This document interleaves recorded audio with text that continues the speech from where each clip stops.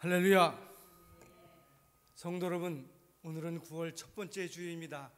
하나님 앞에 우리 마음을 다해 예배를 드리겠습니다. 다 같이 찬송가 88장을 부르시겠습니다.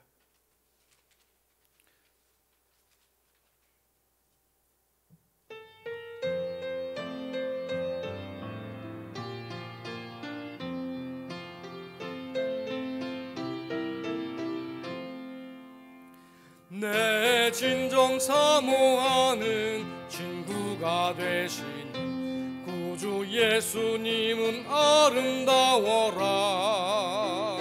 산 밑에 백합하여 빛나는 새벽별, 주님 영원할 길 아주 없도다. 내 맘이 아플 적에 큰 위로 되시며 나 외로울 때 좋은 친구라. 주는 저 산 밑에 백합 빛나는 새벽별, 이 땅 위에 비길 것이 없도다.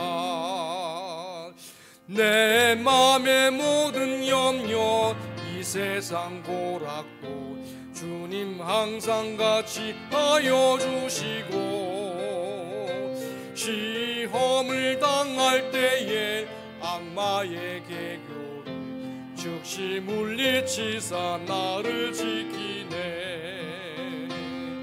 온 세상 날 버려도 주 예수 안 버려 끝까지 나를 돌아보시니. 주는 저 산 밑에 백합 빛나는 새벽별, 이 땅 위에 비길 것이 없도다. 내 맘을 다하여서 주님을 따르면 길이 길이 나를 사랑하리니. 물불이 두렵지 않고 장검도 겁없네. 주는 높은 산성 내 방패시라. 내 영혼 먹이시는 그 은혜 누리고 나 친히 주를 뵙기 원하네. 주는 저 산 밑에 백합 빛나는 새벽별, 이 땅 위에 비길 것이 없도다.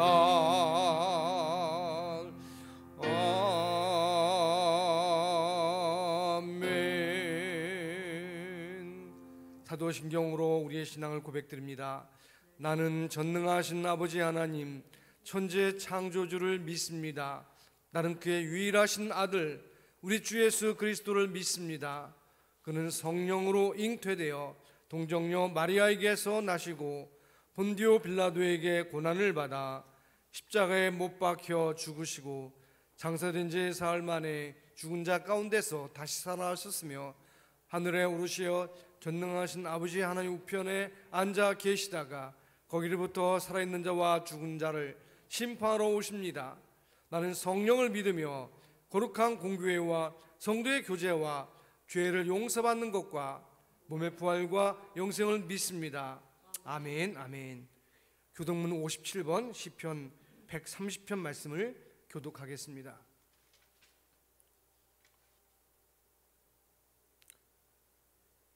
여호와여, 내가 깊은 곳에서 주께 부르짖었나이다.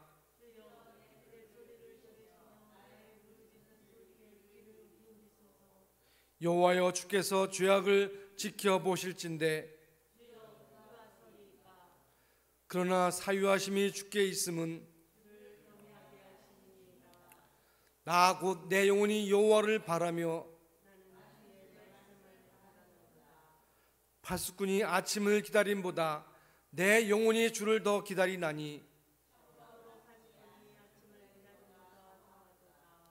이스라엘아, 여호와를 바랄지어다. 여호와께서는 인자하심과 풍성한 속량이 있음이라.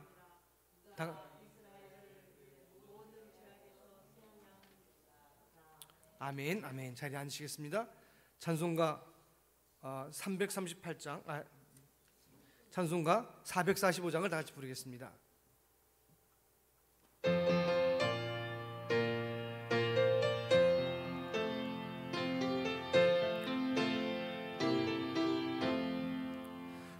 산을 넘어 험곡에 가고 길 가운데로 걸어가면 주께서 항상 지키시기로 약속한 말씀 변치 않네.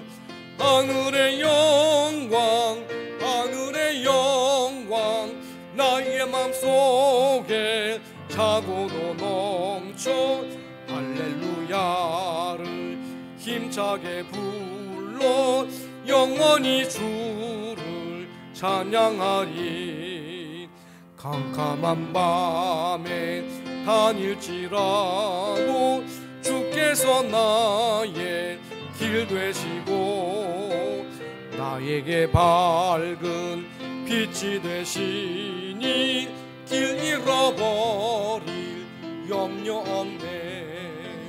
하늘의 영광 하늘의 영광 나의 맘속에 차고도 넘쳐 할렐루야를 힘차게 불러 영원히 주를 찬양하리. 광명한 읍이 마음에 받아 찬란한 천국 바라보고 할렐루야를 힘차게 불러 날마다 빛에 걸어가리. 하늘의 영광 하늘의 영광 나의 맘속에 차고도 넘쳐 할렐루야를 힘차게 불러 영원히 주를 찬양하리. 아멘. 기도하실 때 김수관 전사님께서 기도 인도하시겠습니다.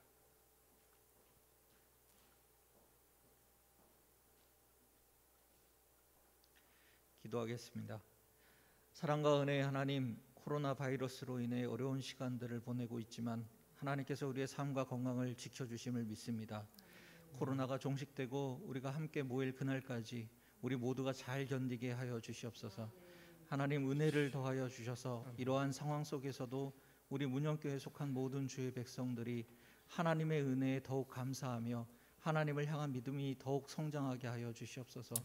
하나님 또한 속히 코로나 바이러스에서 벗어나 하나님을 온전하게 예배하게 하시고 하나님의 백성들이 함께 모여 하나님의 사랑을 나누며 교제하게 하실 것을 믿습니다. 아멘. 하나님 우리 가운데에 몸의 질병으로 또 처한 상황으로 인해 어려움을 겪고 있는 지체들이 있습니다. 하나님 그 모든 질병이 떠나가게 하시고 모든 상황을 다스려 주시옵소서. 아멘. 하나님의 권능으로 치유하시고 회복하여 주시옵소서. 아멘. 하나님 여기에 모인 우리 모두가 드리는 이 예배가 하나님이 기쁘게 받으시는 참된 예배가 되게 하여 주시고 이 예배를 통해 하나님을 깊이 경험하는 귀한 시간이 되게 하여 주시옵소서. 아멘. 또한 이 시간 가정에서 또 각자 처한 곳에서 온라인으로 예배를 드리고 있는 모든 문영교회 성도들에게도 동일한 은혜를 허락하여 주시옵소서.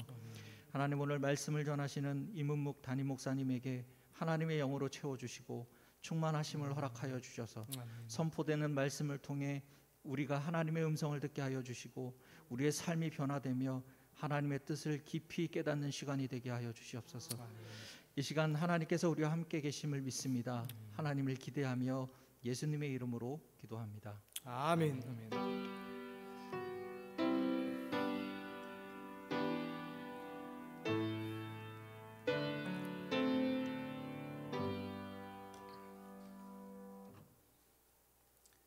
오늘 우리에게 주신 하나님 말씀은 구약성경 시편 119편 97절부터 105절 말씀입니다.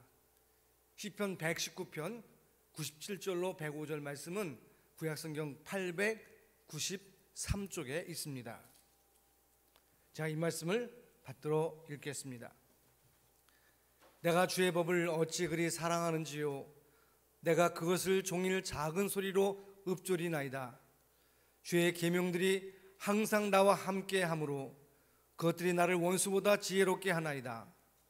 주의 증거들을 늘 읊조림으로 나의 명철이 나의 모든 스승보다 나으며 주의 법도들을 지킴으로 나의 명철함이 노임보다 나으니이다. 내가 주의 말씀을 지키려고 발을 금하여 모든 악한 길로 가지 아니하였사오며 주께서 나를 가르치셨으므로 내가 주의 규례들에서 떠나지 아니하였나이다. 주의 말씀의 맛이 내게 어찌 그리 단지요 내 입의 꿀보다 더하니이다. 주의 법도들로 말미암아 내가 명철하게 되었으므로 모든 거짓 행위를 미워하나이다. 주의 말씀은 내 발의 등이요 내 길의 빛이니이다. 아멘. 아멘. 오늘 드릴 말씀의 제목은 내 인생의 등불입니다. 우리 인생을 가리켜서 흔히들 길을 가는 것에 비유할 때가 많이 있습니다. 그런데 그냥 길을 가는 게 아니라 캄캄한 밤길을 가는 것과 같다고 말할 수 있어요. 이 캄캄한 밤길을 가다 보면은 위험한 일이 많이 있지요. 그중에 가장 위험한 것은 올바른 방향을 가늠하기가 어렵다는 사실입니다. 요즘 도시에서야 표지판도 있고 등불도 있어 괜찮지만 시골집이나 산길을 가게 되면 늘 다니는 사람이 아닌 경우에는 정말 당황하게 됩니다. 안개까지 끼면 문자 그대로 오리무중이에요. 부끄러운 기억이야만 제가 수년 전에 이런 일이 있었어요. 서울 화곡동의 어느 교회 전도사로 있었는데 그때 여름에 여름 성경학교를 하게 되었습니다. 이 여름 성경학교를 하면 그 당시에는 아침에 새벽에 모이고 그다음에 오전에 모이고 오후에 모이고 그렇게 하거든요. 근데 집에서 왔다 갔다 하기가 참 어려워요. 그래서 제가 심호하고 있는 화곡동의 근처에 저희 외삼촌 댁이 있어요. 그래서 외삼촌 댁에 가서 자기로 결정하고 허락을 맡았습니다. 그래서 첫날 모임을 마치고 저녁이 되어서 밤이 되어서 그냥 들어가기 미안하니까 수박 한 통을 사들고 외삼집을 찾아가는 거예요. 아마 교회에서 그 외삼촌 댁까지는 한 10분 정도 걸리는 것 같아요. 그런데 캄캄한 밤인데 그 당시만 해도 가로등도 별로 많지 않고 집이 다닥다닥 붙어 있어서 정말 찾기가 어려웠어요. 수박 한 통을 들고 거의 1시간을 헤맨 것 같아요. 막 캄캄한데 가로등도 제대로 있지 않고 표지판도 없고 또 길은 여러 갈래고 지레짐작으로 가는데 여기가 여기 같고 저기가 저기 같고 정말 그냥 헤매기가 이를 데 없어요. 더듬거리면서 한참 찾아서 겨우 가다 보면 또 그 자리예요. 얼마나 황당했든지 한참 헤매다가 거의 1시간 만에 찾아서 들어갔던 기억이 있습니다. 여러분, 이렇게 어두운 밤길에 어디를 찾아간다는 게 그렇게 쉽지 않아요. 어렵습니다. 근데 이와 같이 우리가 인생을 살아가는 동안에도 어두운 밤길을 거니는 것과 같다 그랬는데 정말 우리가 길을 찾을 때 보면은 뱅글뱅글 돌다가 나중에 찾아갈 수도 있지만 인생은 단 한 번뿐이에요. 그래서 길을 가다가 한번 잘못 찾아가면 인생이 휘청거리고 심한 경우에는 쫄딱 망하는 경우도 있다는 것을 여러분 아실 거예요. 그러니까 우리가 인생에 승리하려면 마치 어두운 밤길에 등불이 필요한 것처럼 우리 인생길을 비춰줄 등불이 꼭 필요한 줄로 믿습니다. 하나님께서 감사하게도요 우리에게 그런 등불을 주셨어요. 하나님의 말씀, 곧 성경 말씀이지요. 오늘 읽은 본문 말씀에 보면 105절에 보면 주의 말씀은 내 발의 등이요 내 길의 빛이니이다 그렇게 고백하고 있어요. 시편 기자는 그 주의 말씀이 내 인생의 등불이 된다는 거예요. 이런 고백을 가지고 말씀과 더불어 인생을 살아가는 여러분 되시기를 주님으로 축원합니다. 그러면 반드시 승리하게 될 줄로 믿습니다. 왜냐하면 하나님께서 동행하시고 우리의 삶을 보증해 주시기 때문이에요. 여러분 부디 이 사실을 믿으시고 오늘 이 시간 다시 한번 말씀의 중요성을 새롭게 깨닫고 말씀을 잘 활용하시길 바랍니다. 그래서 복되고 아름다운 인생을 살아가는 저와 여러분 되시기를 주 이름으로 축원합니다. 이 시편 119편 이 본문 말씀이죠. 아주 흥미로운 장이에요. 대개 보면 성경 신구약 중에서 아주 거의 가운데에 위치해 있어요. 그래서 성경을 이렇게 놓고서 합치고서 가운데를 탁 피면은 시편 119편이에요. 그리고 또 그 성경들 가운데 가장 긴 장이에요. 무려 그 절수가 176절입니다. 그리고 그 주제는 하나님의 말씀에 관한 거예요. 하나님의 말씀에 대한 찬양과 열정, 그리고 하나님 말씀을 여러 가지로 표현하면서 하나님의 은혜를 우리에게 이제 가르쳐 주고 있어요. 여기 보면 하나님의 법도, 계명, 규례, 율례, 율법, 하나님의 약속, 증거, 판단, 뭐 이런 여러 가지 명칭이 나와 있어요. 다시 말하면 이렇게 하나님 말씀에 대한 명칭이 많은 것은 하나님 말씀의 다양함과 풍성함을 나타내주고 있다는 거예요.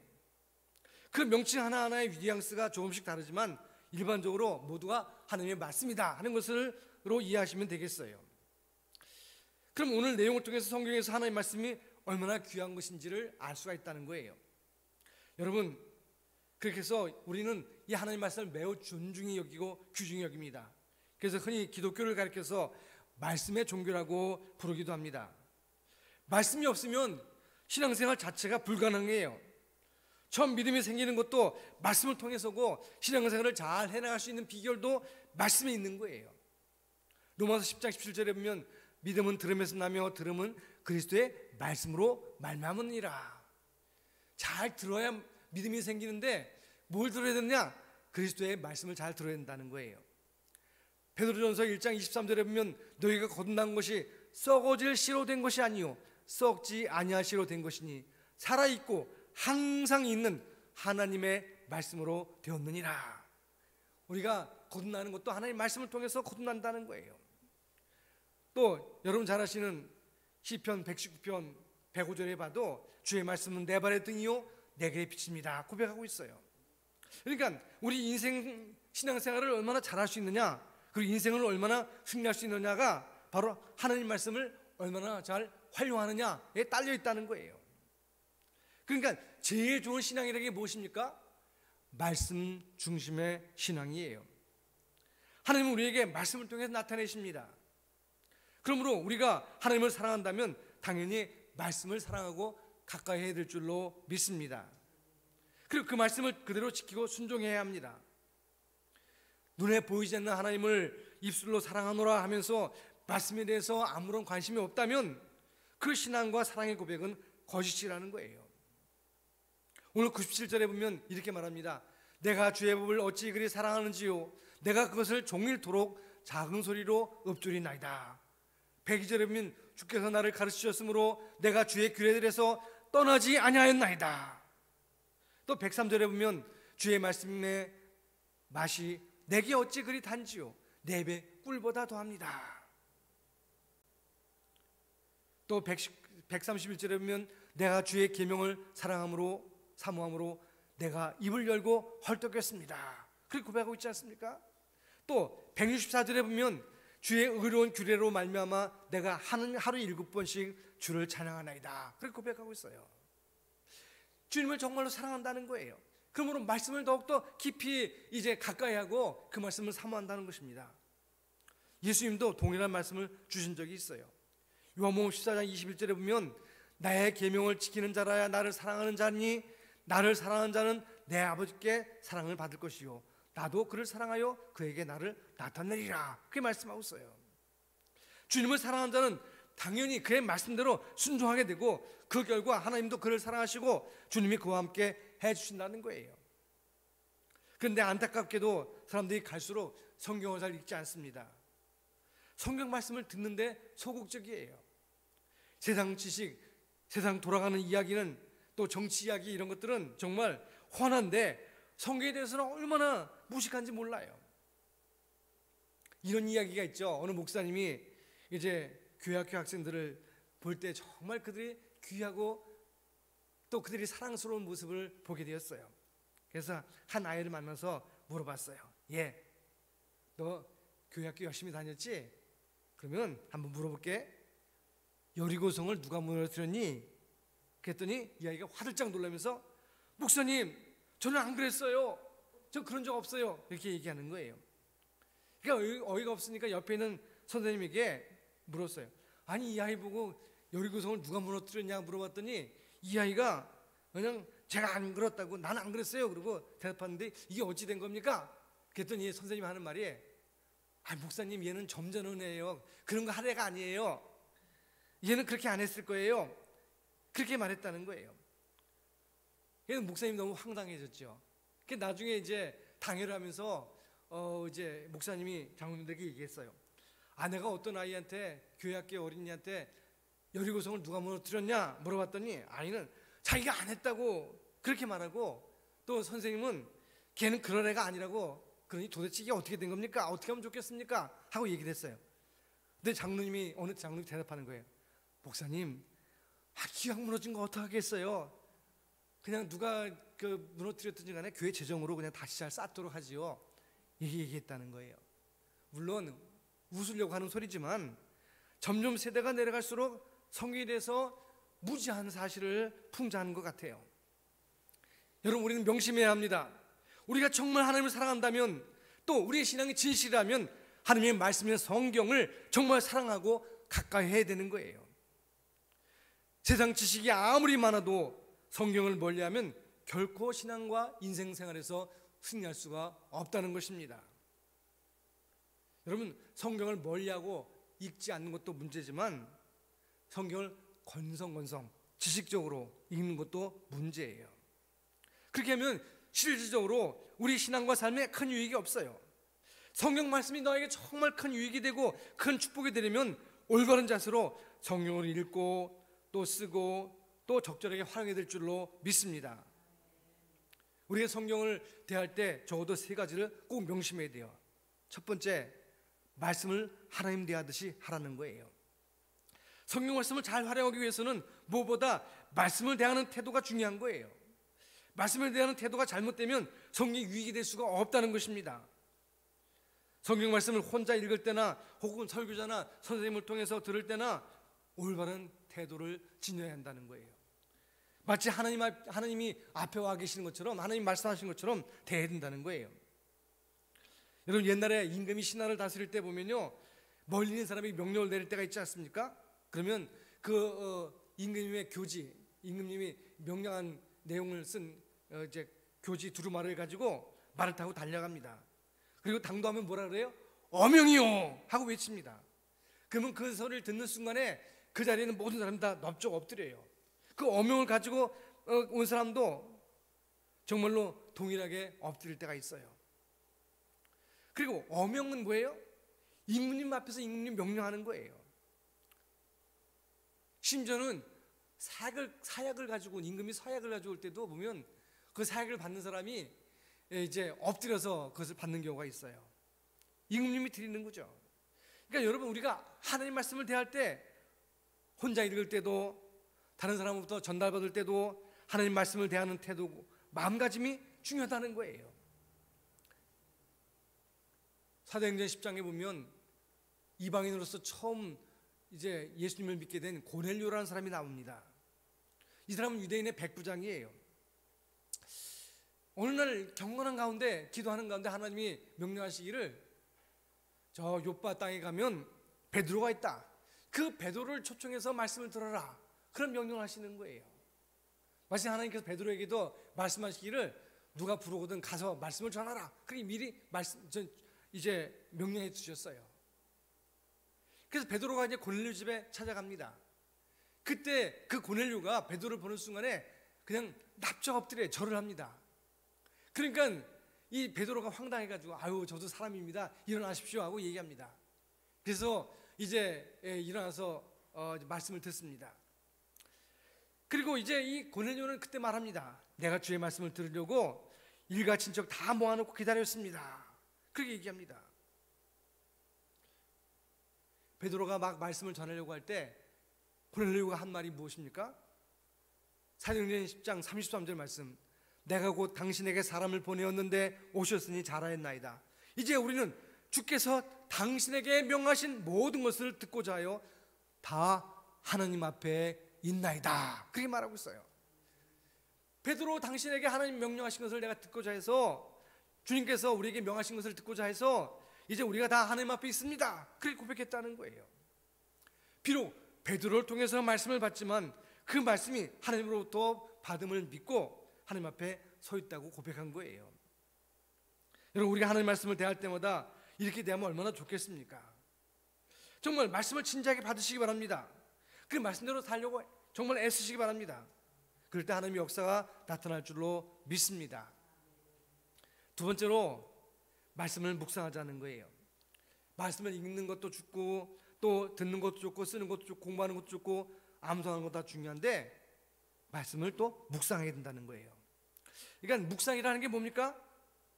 한마디로 말하면 되새김질하는 거예요. 이 되새김질하면은 소가 생각나죠. 소가 풀만 먹죠. 근데 그 풀을 먹고 정말로 이 덩치가 점점 커집니다. 왜 그럴까요? 하나님이 그렇게 창조하시기도 했지만 되새김질의 그 비결이 있어요.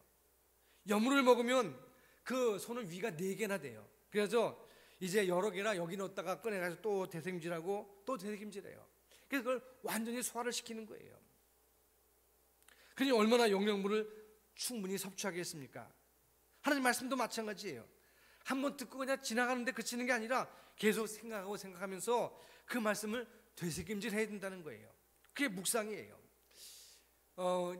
요즘 우리 성경에는 이 묵상이라는 말 대신에 작은 소리로 읊조린다 그런 말이 많이 있는데요. 유대인들은 그냥 묵상이라는 게 가만히 앉아서 생각하는 거 그 정도가 아니라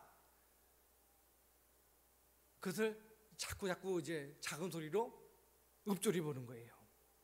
그러면서 그걸 통해서 나의 신앙과 삶과의 연관성을 한번 따져보는 거예요. 깊이 생각해 보는 거예요. 이것을 적용이라 그러죠. 이게 묵상을 통해서 적용이 가능한 거예요. 성경 말씀에 보면 우리가 이 말씀을 묵상하는 것이, 말씀을 읊조리는 것이 얼마나 중요한 것을 말씀하고 있어요. 여러분 잘 아시는 시편 1편 2절에 보세요. 복 있는 사람은 오직 여호와의 율법을 즐거워하여 그의 율법을 주야로 묵상하는 자다. 그렇게 말하고 있어요. 오늘 본문 97절에 보면 내가 주의 법을 어찌 그리 사랑하는지요 내가 그것을 종일토록 작은 소리로 읊조리나이다. 묵상하나이다. 그렇게 고백하고 있어요. 그런데 안타깝게도 오늘날 많은 그리스도인들이 이 묵상의 축복을 놓치고 있어요.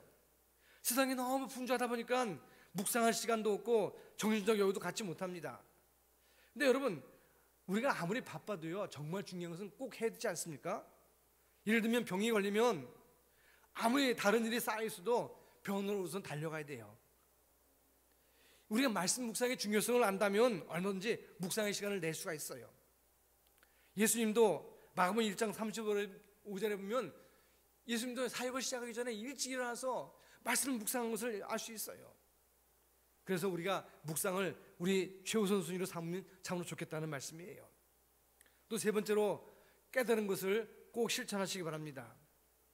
성경 말씀은 그냥 알라고 지식으로 그치라고 주신 게 아니라 순종하러 주신 거예요. 다시 말하면 그 말씀대로 순종하고 구체적으로 살 때에, 실천할 때에 그 말씀이 우리에게 큰 능력이 된다는 거예요. 유명한 전도자 D.L. 무디가 있어요. 시카고에 가면 무디 박물관이 있습니다. 그 안에 기념관이 있는데 그곳에 가면 무디에 관한 그 부흥사죠, 유명한 자료들이 많이 있어요. 그 중에 그분이 사용했던 성경이 놓여 있어요. 그 성경 여백에 보면요, 어떤 데는 T 이렇게 써 있고 어떤 데는 P 이렇게 돼 있어요.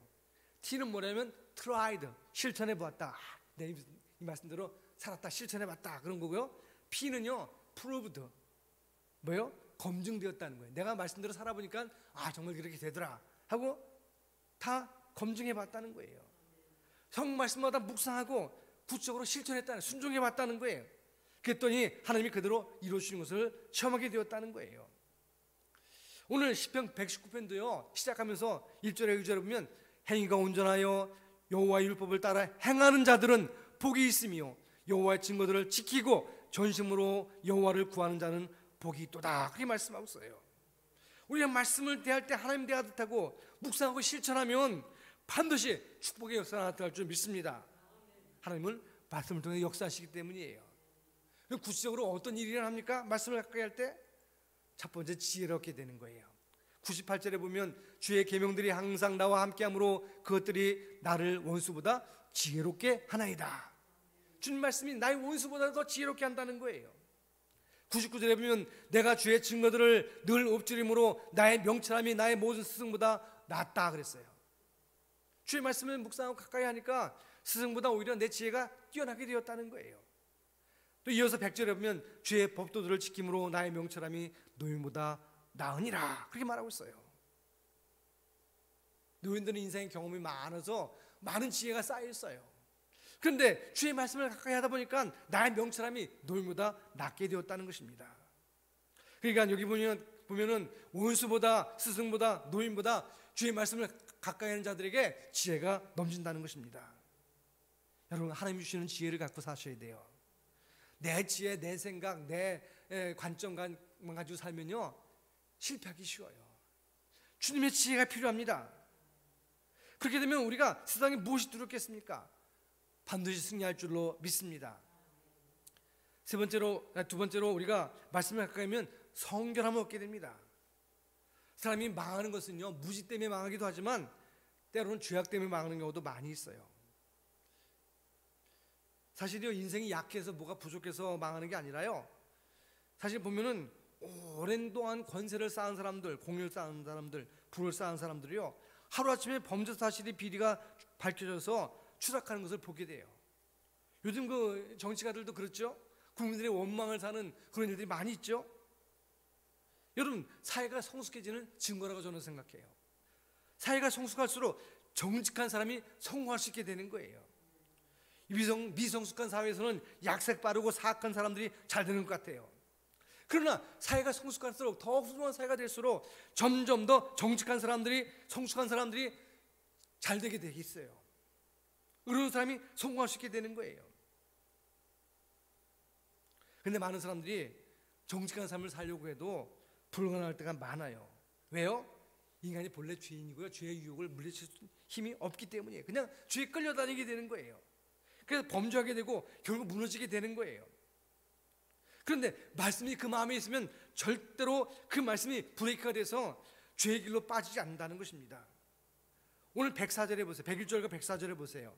내가 주의 말씀을 지키려고 발을 금하여 모든 악한 길로 가지 아니하였사오며 주의 법도들로 말미암아 내가 명철하게 되었으므로 모든 거짓 행위를 미워하나이다. 주의 말씀을 따라 살다 보면 성결한 삶을 살 수 있게 된다는 거예요. 또 119편 9절로 11절에 보세요. 청년이 무엇으로 그의 행실을 깨끗하게 하리이까? 주의 말씀만 지킬 따름이니이다. 내가 전심으로 주를 찾았사오니 주의 계명에서 떠나지 말게 하소서. 내가 주께 범죄하지 아니하려 하여 주의 말씀을 내 마음에 두었나이다. 나를 지키는 길이 어디 있어요? 주님의 말씀에 있다는 것입니다. 말씀을 통해서 우리는 성결을 유지할 수 있다는 거예요. 그리고 성결만이 우리 인생을 안전하게 지킨다는 것을 기억하시기 바랍니다. 세 번째로, 우리가 말씀을 가까이 할 때 어떤 축복이 있습니까? 형통한 삶이 우리에게 주어진다는 것입니다. 우리가 지혜를 얻고 성결을 지키면 하나님 분명히 우리에게 함께해 주신다는 거예요. 오늘 165절에 보세요. 주의 법을 사랑하는 자에게는 큰 평안이 있으리니 그들에게 장애물이 없으리라. 할렐루야. 주의 법을 사랑하면요 큰 평안이 있다는 거예요. 여러분 잘 아시는 여호수아가 모세의 뒤를 이어서 이스라엘 지도자가 되었어요. 인간적으로 얼마나 두렵겠습니까? 낯선 땅, 이 원주민이 강력한 군대로 맞서고 있는 그런 그 땅에 혼자도 아니고 수만 명의 백성을 이끌고 들어갑니다. 근데 하나님이 찾아오셔서 여호수아에게 말씀하신 게 뭔지 아십니까? 강하고 극히 담대하여 나의 종 모세가 내게 명령한 그 율법을 다 지켜 행하고 그를 우로나 좌로나 치우치지 말아라. 담대한 마음 가지라는 거예요. 그리고 그 말씀 율법을 다 너희가 아니까 지켜 행하고 치우치지 말라는 거예요. 그러면 어디로 가든지 형통하리니 이 율법책을 내 입에서 떠나지 말게 하며 주야로 그것을 묵상하여 그 안에 기록된 대로 다 지켜 행하라. 그러면 내 길이 평탄하게 될 것이며 내가 형통하리라. 할렐루야. 하나님 말씀을 묵상하고 지키면 잘 된다는 거예요. 하나님이 동행해 주신다는 거예요.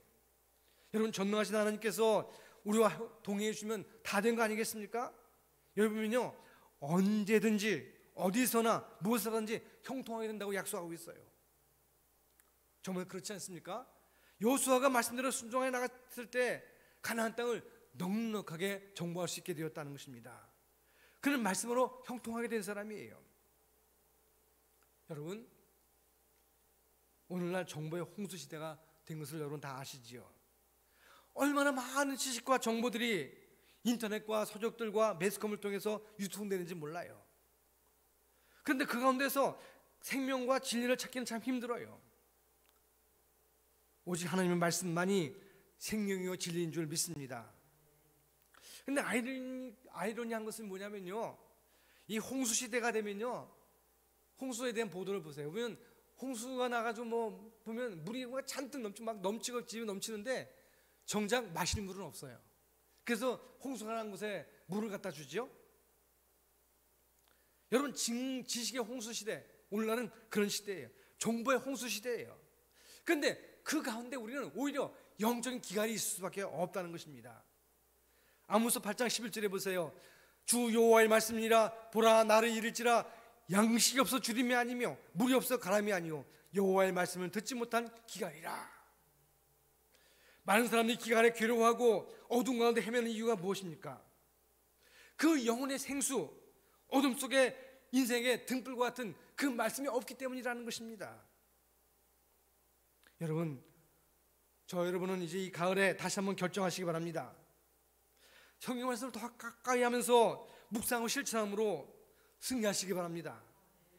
이 어두운 밤길 같은 이런 인생길에서 말씀의 등불로, 말씀의 빛으로 승리하는 복된 믿음의 사람 되시기를 주님의 이름으로 축원합니다.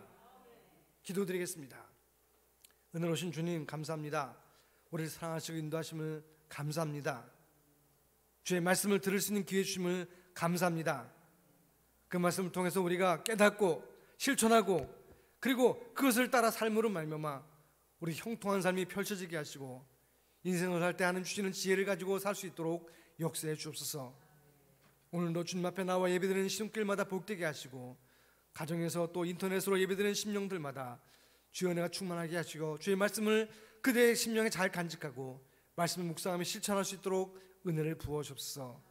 하나님이 함께 하시고 도우심을 믿사옵고 예수님의 이름으로 감사하며 기도드리옵나이다. 아멘. 찬송가 200장을 부르시면서 하나님 경금 드리겠습니다.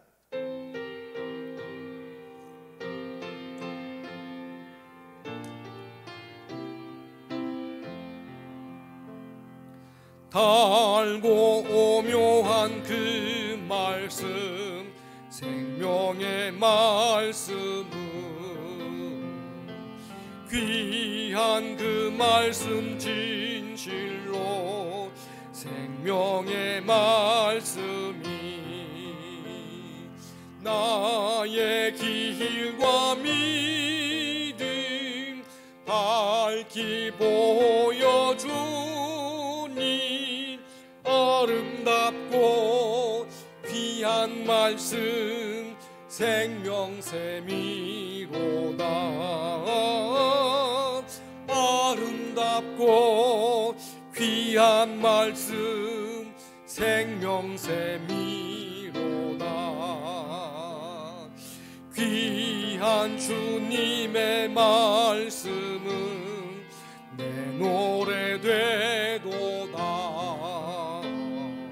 모든 사람을 살리는 생명의 말씀은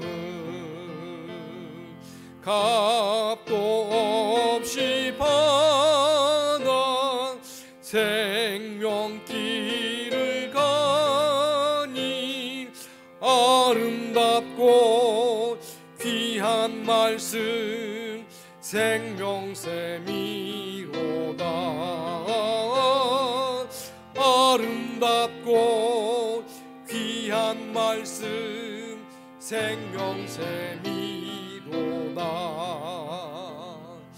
널리 울리어 퍼지는 생명의 말씀은 마음의 용서와 평안을 골고루 주나니 다만 예수 말씀 듣고 복을 받네. 아름답고 귀한 말씀 생명샘이로다. 아름답고 귀한 말씀 생명샘이로다.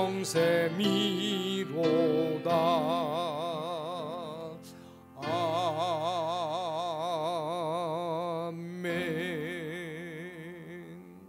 기도드리겠습니다. 하나님, 생명의 말씀을 우리에게 주심을 감사합니다. 우리가 그 말씀을 늘 가까이 하고 묵상하고 그 말씀대로 살아서 과연 그 말씀이 인도한 대로 따라감으로 말미암아 하나님이 주시는 참된 복을 누릴 수 있도록 역사해 주옵소서. 하나님의 사랑을 우리에게 부어주심을 감사합니다. 주의 말씀을 우리에게 주심을 감사합니다. 그 말씀을 따라 사는 저희들이 오늘도 주 앞에 감사의 힘을 드리오니 받아 주옵소서. 11조금, 주일원금, 또 이제 생일감사원금, 그 밖에 여러 모양 여러 형편을 따라 주 앞에 드리오니 주의 백성들에게 은혜 부으시고 능력으로 함께 하시고 늘 주의 성령으로 충만케 채워 주옵소서. 주의 인도하심을 믿사옵고 예수님의 이름으로 감사하며 기도드리옵나이다. 아멘.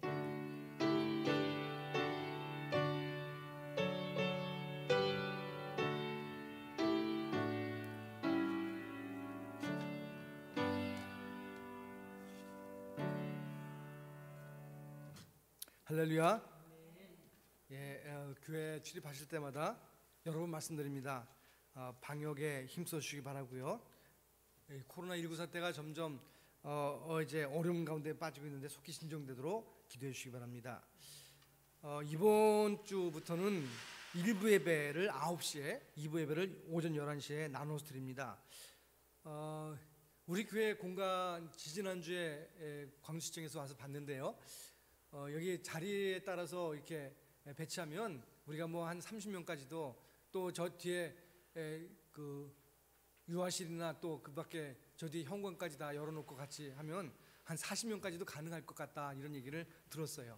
그래서 또 장소를 달려면 또 2층에서 또 예배드리는 분들도 있다면 뭐 우리가 한 40명, 50명, 60명까지도 가능한데, 근데 우리가 보면 그렇게 우리 예배 인원에 저축되지 않죠? 그러니까 여러분들 꼭 1부 예배, 2부 예배 나눠서 드릴 때 여러분 참석하시기 바라고 좌석 배치에 협조해 주시기 바랍니다.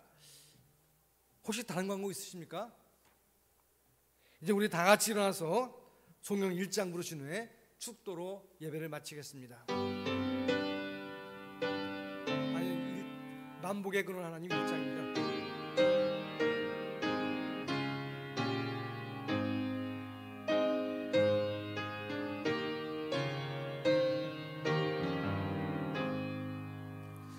만복의 근원 하나님, 온 백성 찬송 드리고 저 천사여 찬송하세. 찬송 성부 성자 성령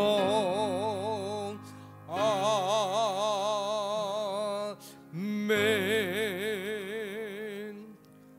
이제는 우리 주 예수 그리스도의 은혜와 아버지 하나님의 놀라신 사랑하심과 성령님의 교통하심과 충만 내주 인도하심이 주의 말씀을 가까이 하고 그 말씀을 지킴으로 말미암아 주님 주시는 놀라운 은혜와 능력을 체험하기 원하는 모든 심령 속에 그 말씀에 순종함으로 참된 복을 얻기 원하는 모든 주의 성도들 위해 이제부터 영원히 함께 하시기를 간절히 축원하옵나이다. 아멘.